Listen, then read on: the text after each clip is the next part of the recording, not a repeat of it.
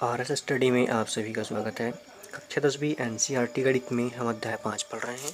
आज हम अध्याय 5 में प्रश्नावली 5.2 का प्रश्न क्रमांक तीसरा हल करेंगे।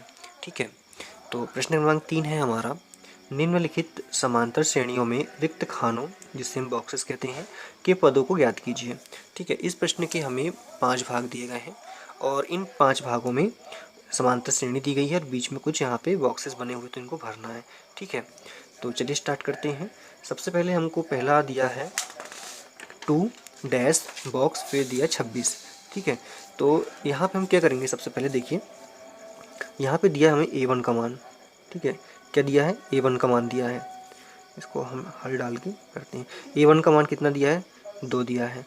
उसके बाद में तृतीय पद दिया है। ठीक है, पहला पद, द्वितीय पद, तृतीय पद। द्वितीय पद नहीं दिया है, द्वितीय ज्ञात करना है। और क्या दिया है, तृतीय पद दिया है। ठीक है, तो जो चीज़ हमको दी गई है उसी से हम द्वितीय पद निकालेंगे। और कैसे निकालेंगे इसको हम, देखिए जब हम कोई पद निकालते हैं, प्रथम पद क्या होता है, ए होता है। द्वितीय पद क्या होता है, ए धन डी होता है। ठीक है, और तृतीय पद क्या होता है, ए धन 2D होता है। ठीक है, तृतीय पद क्या होता है, ए धन 2D होता है। इससे निकालते हैं तो तृतीय पद हमको दिया है कितना, 26 दिया है।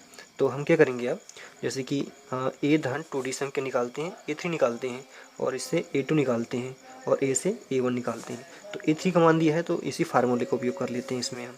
ठीक है, तो तृतीय पद क्या हो जाएगा इसका, A3 बराबर A धन 2D हो जाएगा। ठीक है, तो A3 का मान कितना दिया हमें, 26 दिया है। 26 दिया है तो एक, और ए का मान कितना दिया है, 2 दिया है यहाँ पे। तो एक की जगह पे क्या जाएगा, 2 जाएगा, धन 2 का 2 जाएगा। और डी का मान दिया है कि हमें नहीं दिया है, तो इससे हम डी का मान निकाल लेते हैं। ठीक है, इस सूत्र में जो एक चीज़ नहीं दी है उसका मान हम निकाल सकते हैं। जैसे कि यहाँ पे डी का मान नहीं दिया तो डी का मान इससे निकल जाएगा। तो देखिए यहाँ पे जो 26 है, ये 26 का 26 रहेगा, और 2 का 2 ही रहेगा, धन 2 का बड़ा डी से हो जाएगा तो ये 2D हो जाएगा। अब हम क्या करेंगे, यहाँ पे 2D चाहिए हमको, 2 का पक्षांतर हम इधर कर लेते हैं। तो 26 इधर ये धन का माना जाएगा तो इधर ऋण का हो जाएगा। ठीक है, इसका कुछ नहीं, इसका मतलब धन का ही माना जाएगा, इधर ये ऋण का हो जाएगा 2D। उसके बाद में इसको हम घटाएंगे तो बचेगा शेष कितना, 24, और ये 2D होगा। फिर हमें यहाँ पे सिर्फ D का मान चाहिए, तो D बराबर 2 का पक्षांतर इधर होगा। जब इसका हम अपोजिट में इसको लिखेंगे तो इस तरह से हो जाएगा ये। ठीक है, काटेंगे इसको तो ये 12 आ जाएगा। तो D का मान कितना मिला हमें, 12 मिला। ठीक है, अब हमें चाहिए क्या, हमें चाहिए A2 का मान। अब A2 बराबर क्या होगा, A2 बराबर यहाँ पे ये होगा। ठीक है, ये फार्मूला होगा A2 का।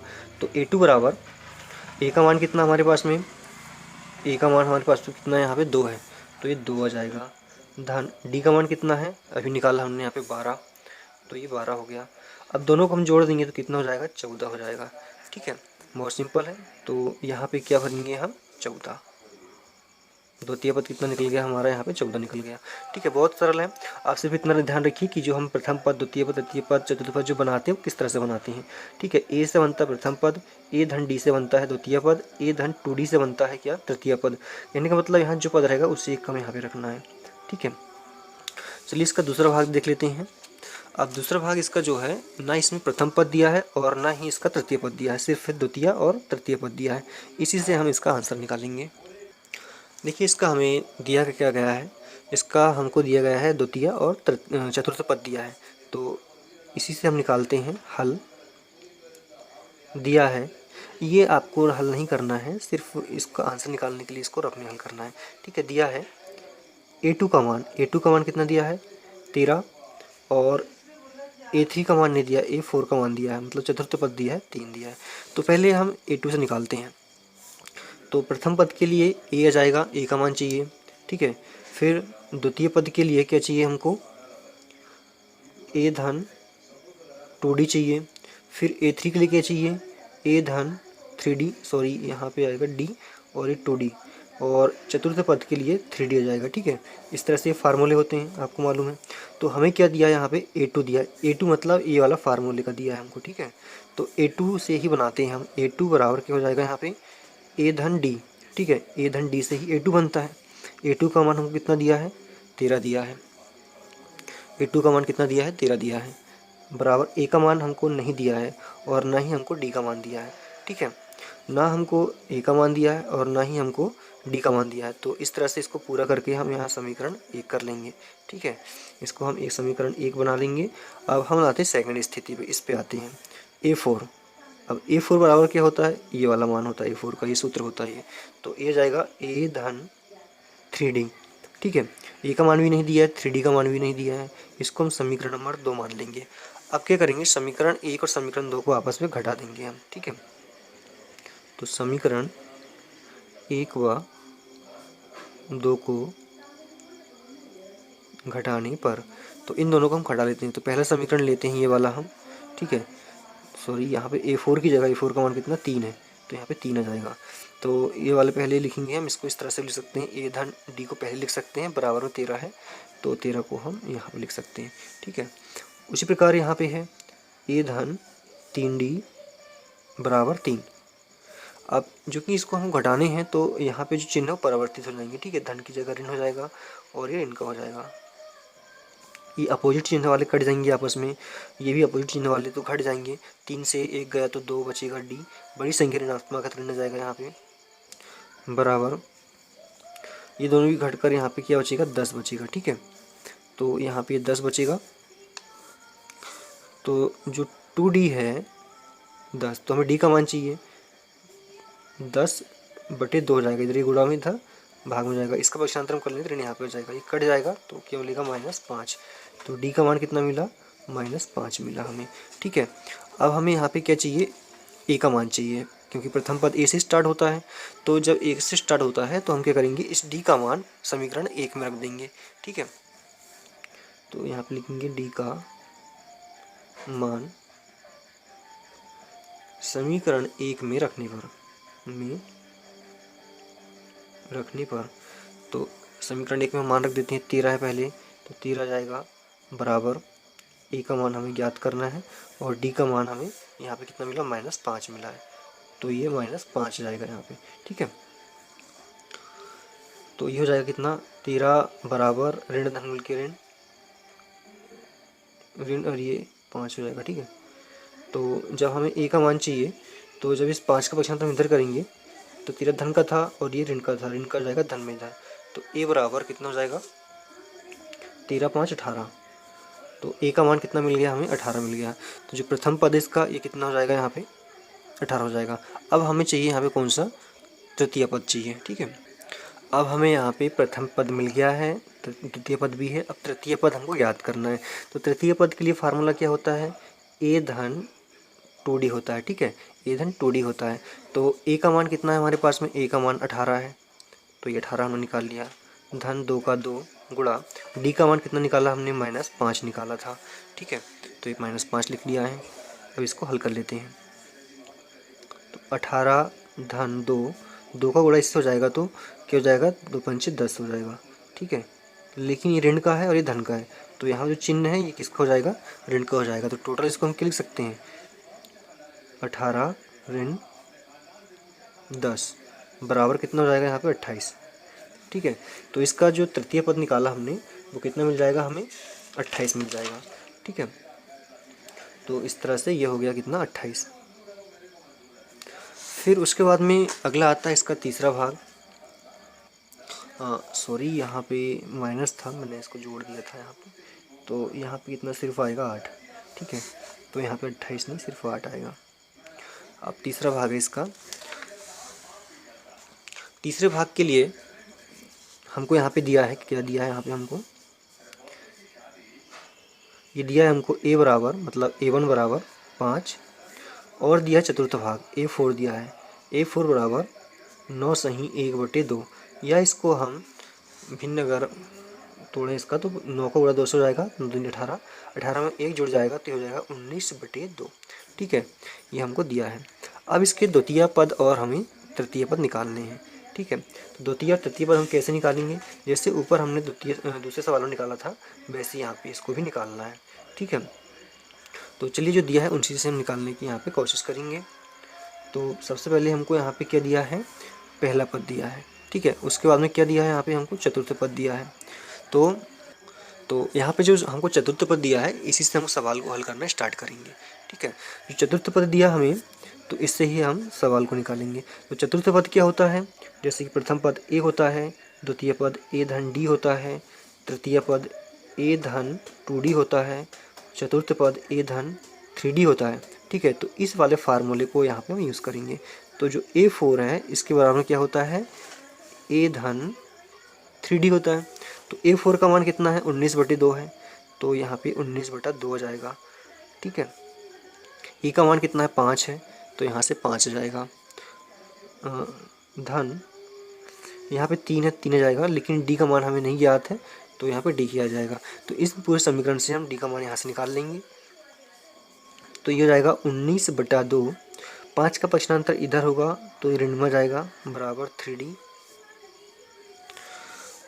अब देखिए इसके नीचे कुछ नहीं है तो 1 लगा लीजिए यहाँ पे। 19 का गुणा हम कर देंगे 1 से, तो ये जाएगा 19 का 19, ऋण 5 का गुणा हम 2 से करेंगे तो 5 दूनी 10 हो जाएगा यहाँ पे, बटे 2 का गुणा हम 1 से करेंगे तो 2 ही जाएगा। या इन दोनों का हम लघुत्तम समावर्तक लेके भी हल कर सकते हैं, लेकिन आंसर इतना ही आएगा, और ये 3d का 3d हो जाएगा। उसके बाद में 19 से हम 10 को घटाएंगे तो क्या शेष रह जाएगा, 9/2। ठीक है, बराबर 3d।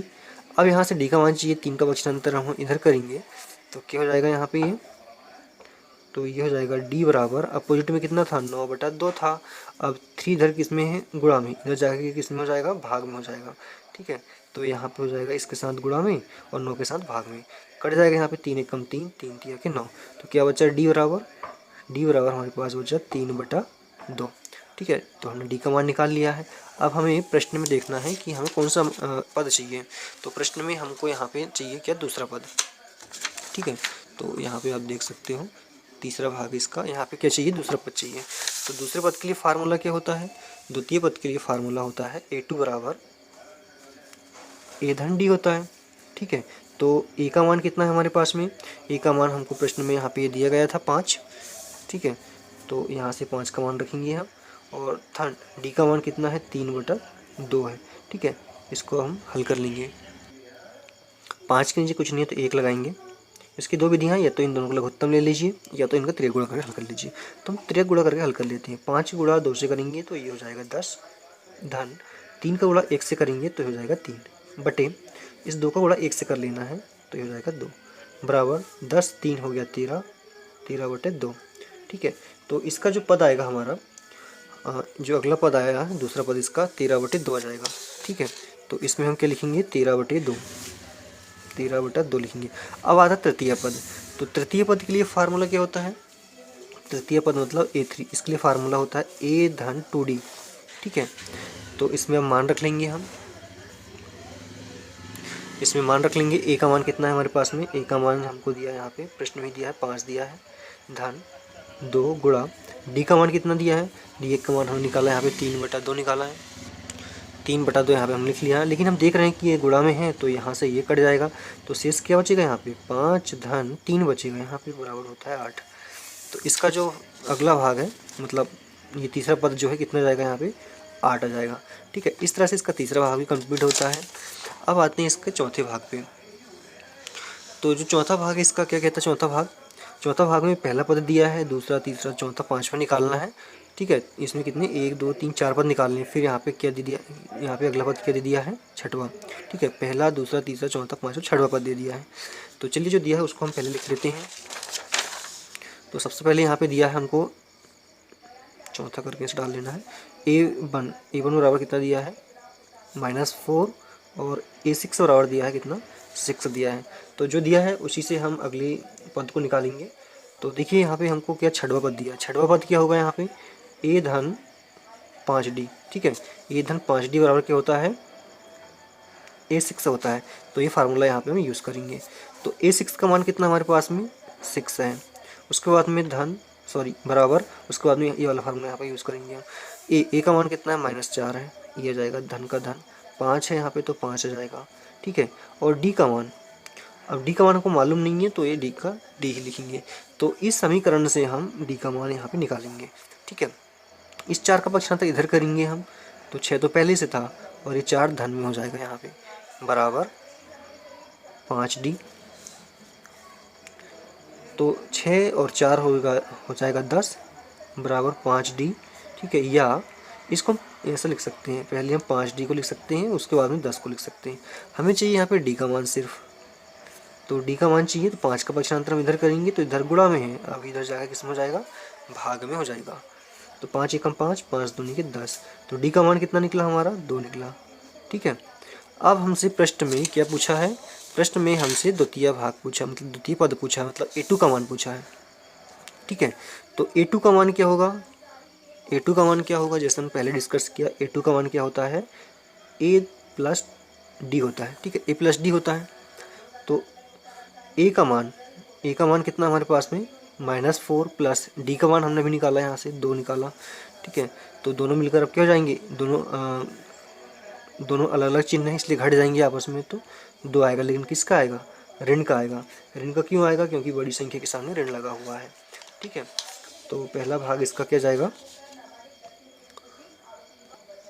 तो यहाँ पे आ गया आपका ऋण 2।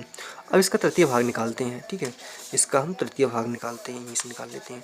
तो तृतीय भाग मतलब A3 में क्या हो जाएगा, A धन 2D हो जाएगा। ठीक है, ये इसका फार्मूला होता है, ये हम पहले डिस्कस कर चुके हैं। A का मान हमारे पास में ये दिया है प्रश्न में -4 प्लस 2, D का मान हमने अभी निकाला था यहाँ पे 2, तो ये 2 आ जाएगा यहाँ पे। ठीक है, -4 प्लस 2 2 जा 4 इज इक्वल टू 0। ठीक है, अपोजिट चिन्ह वाले हैं तो ये दोनों आपस में घट जाएंगे, तो मिलकर क्या जाएगा, 0 हो जाएगा।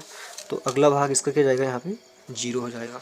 फिर इसका चतुर्थ पद निकालना है, तो चतुर्थ पद मतलब A4 निकालना है। A4 का मान क्या होता है, A प्लस 3D होता है।